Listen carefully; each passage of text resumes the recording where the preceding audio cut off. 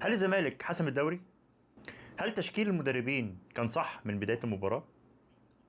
مين كان أذكى من التاني في إدارة المباراة؟ كابتن معتمد جمال ولا يوريشيتش؟ خليك معايا لنهاية الفيديو وهنجاوب على كل الأسئلة دي. أهلا بكم. مباراة بعنوان خطافية قضت على أول منافس. مباراة ملاكمة بتخلص بخطافية.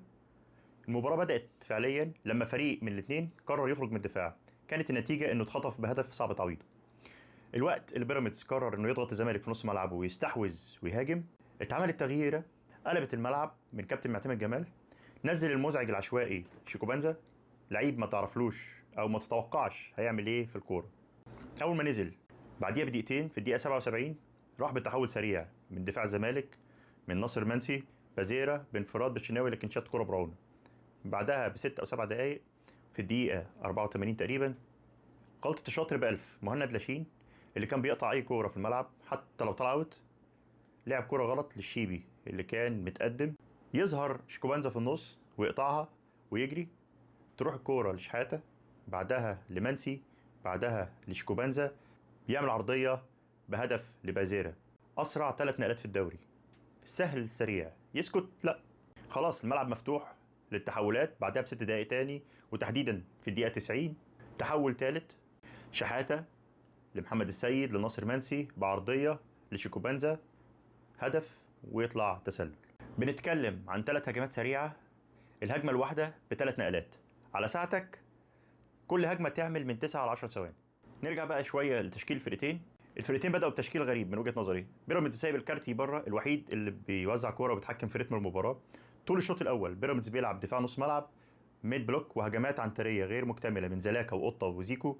والوحيد اللي كان مميز من لعيبه بيراميدز هو مهند لاشين، كان بيقطع كوره من اي مكان في الملعب. زاد على مشاكل بيراميدز اصابه اسامه جلال قلب دفاع بيراميدز، نزل مكانه مرعي. عمل كل كوارث الدنيا في المباراه دي. هو بيتلخبط من الضغط وبيطلع كوره غلط وكان سبب من اسباب الهدف. يوريشيتش ما استغلش مشكله نص ملعب نادي الزمالك في الشوط الاول. كان بالامكان استغلال عدم تمركز محمد اسماعيل اللي كان واضح جدا انه ما ينفعش ينزل نص الملعب، ما ينفعش يلعب سته. لحد ما خلصت المباراه ما فهمتش كابتن معتمد جمال في اللقطه دي كان قصد ايه انه يلعبوا سته. بيراميدز قرر يهاجم فنزل بكتيبه كان المفروض يبدا بيها المباراه. خرج مايلي بعد ما زهق من الونش طول المباراه، الونش مش مهنيه على الكوره. وخرج ناصر ماهر اللي كان بيتحرك من غير اي هدف، ونزل الكارتي وفخوري الخطير ومروان حمدي العنيف. بيراميدز لو كان نزل من اول مباراه بالتشكيل ده يمكن كان عمل خطوره. تخيل بيراميدز شاط على الزمالك 10 كرات، ثلاثه اتعمل لهم بلوك ما وصلوش اصلا للجول، وسته في السماء بره فوق الثلاث خشبات. واحده بس بتاعت زلاكا اللي في الشوط الاول اللي هي لا ترتقي انها تبقى شوط، هي تقريبا باصه او زي من الكوره واداها له. الزمالك ومدربه كابتن معتمد جمال نازل عمل حساب مفاتيح لعب بيراميدز كويس قوي. قافل الملعب، باكات ما بتعديش نص الملعب، عامل مثلث في الدفاعي، محمد اسماعيل شحاته والسعيد مش فاتح الاطراف، مخلي الاطراف كمان تدخل جوه الملعب تعمل زياده عدديه، بازيرا او عوديه دباغ. وفضل ماشي كده لحد ما يلاقي فرصه، وفعلا لقى فرصه في الدقيقه 84. المهم كانت المشكله في تمركز محمد اسماعيل. بيراميدز كان عامل شويه خطوره من عمق الملعب، راحت كذا كوره من دفاع الزمالك تنزل في الزون 14 دي. بيراميدز كان بيخطف كورات اكتر من شوطه لزلاكا وناصر ماهر وزيكو، لكن كلها كانت فوق العارضه او بره الملعب لان مفيش رقابه، مفيش تمركز من محمد اسماعيل. كابتن معتمد جمال فورا مع بدايه الشوط الثاني سحب محمد اسماعيل ونزل محمد السيد. ظبط كتير نص الملعب، خلى شحاته والسعيد يتحركوا من غير خوف وبأريحيه. خصوصا شحاته اللي انا شايفه من وجهه نظري هو افضل واحد في المباراه هو مهند لاشين، لانهم قطعوا هجمات وعطلوا هجمات كتير قوي في نص الملعب. وشحاته كان ركن النهارده من اركان التحول في الكرات السريعه اللي حصلت. بعد الهدف يجي العقل، انا هنزل بلاعب فريش في نص الملعب يقفل الملعب. فعلا نزل احمد ربيع مكان عبد الله سعيد، ولاعب تاني فريش يحافظ على سرعه خط الهجوم، احمد شريف بدل ناصر منسي.